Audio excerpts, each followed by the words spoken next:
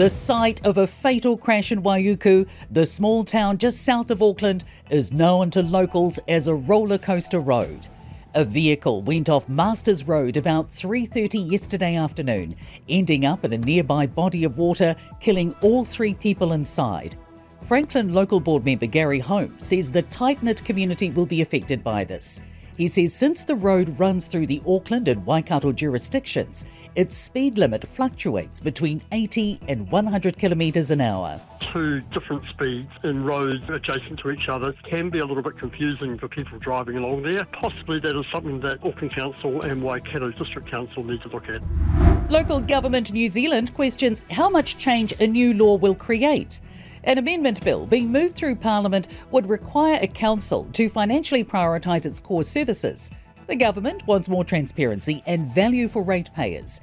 But LGNZ President Sam Broughton says the majority of council capital is already spent on core services. Conversation about these nice to haves, I'm not exactly sure what they are. So for some councils, I'm sure they'll look at this and think there's some changes to be made, but for many of us, we're already in that space. The local government conference will be held today and tomorrow in Christchurch. Moves from Kiwirail to prohibit its staff from using 2 sleeping medications could backfire. The state-owned rail company says all staff must declare prescription and over-the-counter meds, so medical officers can assess any potential safety impacts.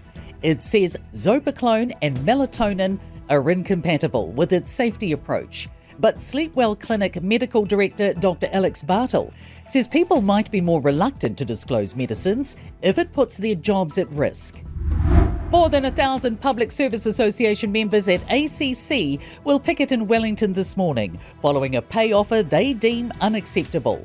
The strike will happen outside ACC's Shamrock House office from 11. It comes after its latest pay offer, which would see more than 160 workers earning less than the living wage. A reminder, support remains available as Nelson-Tasman looks to move out of a state of emergency and into a transition period. Tasman Mayor Tim King has confirmed the region will begin moving into a recovery phase from tomorrow. It will run for 4 weeks unless extended or ended before then. More trouble for Masterchef UK. The BBC's confirmed UK judge John Torode is leaving the programme after a report upheld allegations he used an extremely offensive racist term.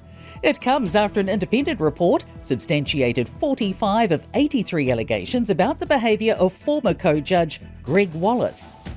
New Zealand's favourite ad survey results are out. Humour and consistency are valued by Kiwis. The top 3 places go to Turners, ASB and ANZ. Skinny Mobile snuck in 10th place with their controversial AI-generated ad.